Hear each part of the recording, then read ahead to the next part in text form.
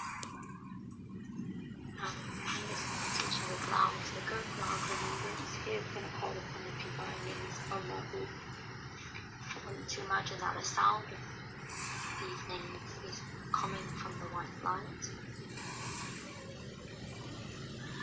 When we bring the meditation to an end, we're going to sit in silence for a few moments to be one with this energy.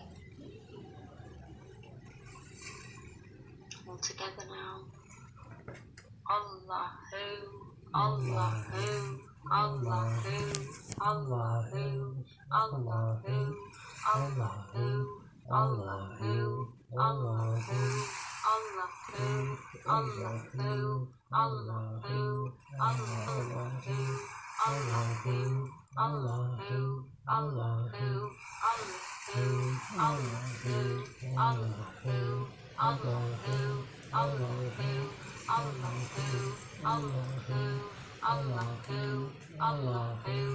Allahu, Allahu, Allahu, Allahu, Now we just think there for a few moments in silence. Now go to sleep. Subscribed. You subscribed. Click on the bell icon and become spiritual and kind. Keep developing your character and imagination. Lovely imaginational control. Lovely smiling and laughing. Everyone's laughing and smiling.